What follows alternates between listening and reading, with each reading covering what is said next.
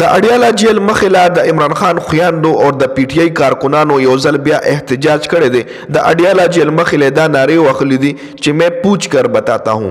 تاسو له یاد وی چې کله سہیل افریدي د کې پی کې وزیر اعلی سو نو وزیر اعظم شهباز شریف ورته مبارکۍ لکال کړو.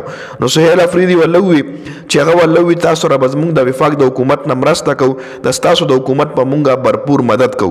نو سہیل افریدي ورته وی چې زما عمران خان سره ملاقات وکا. نو پاغه والله وزیر اعظم شهباز شریف وی چې میں پوچھ کر بتاتا ہوں.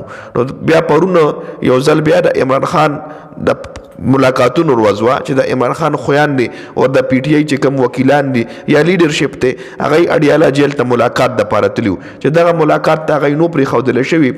نو هغه د جیل نه بهر احتجاج وکړو او دغه احتجاج کوي دا ناری واخلي چې میں پوچھ کر بتاتا ہوں. چې دغه احتجاج نه پس د عمران خان یو خور عظما خان سره د عمران خان ملاقات چونکه عظما خان چې کومه ده اداسه 13 نه ده داسې مطلب تیز نه ده چونکه د عمران خان چې بل کومه خور ده نو دغه ملاقات نه کېدو.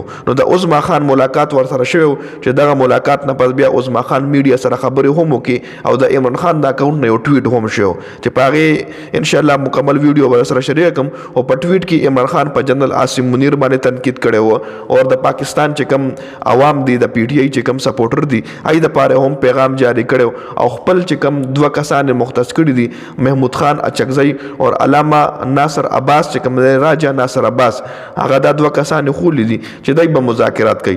زموږ د پارټای چې کم لیډرشپ ته هغه د فارم 47 حکومت سره ناسته نه کوي او نه به دغه س ډیل وغیرہ صدا سي افر وغیرہ قبلای کچره اسټابلیشمنت موږ سره رابطه کوي نو محمود خان اچکزئی په ذریعہ باندې یا علامه راجا ناصر عباس په ذریعہ باندې د موږ سره رابطه کول شي.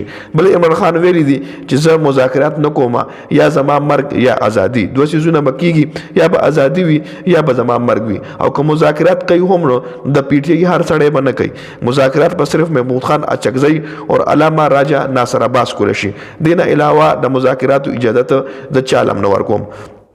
بل د فواد چودري چې کوم دی هغه په یو لایو ټي وي کې شو کې هغه ویلي دي چې راتلونکي 75 ورځې د پی ټی آی د پر ډېر اهم دي. کچره پی ټی آی راتلونکي 75 ورځو کې سم مذاکرات نکړل نو بیا به د پی ټی آی هم هغه حالات وي کم چې د ټي ال پی دي. فواد چودري ویلي کچره پی ټی آی راتلونکي ورځو کې انګیجمنت اون ساتلو ستالوکات مطلب سم مذاکرات نکړل شو نو گورنر راج هم لګې دی شي یعنی پی ټی آی نه د کې پی کې حکومت هم تل شي. بل فواد چودري شاه محمود قریشي سره ملاقات هم شوه دی.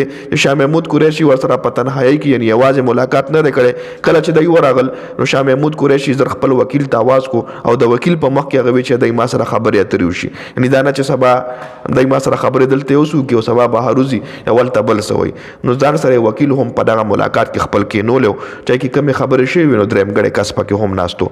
نو په دې ویډیو کې دا مکمل اپډیټ سو د ویډیو کتلو زیاته مننه. والسلام.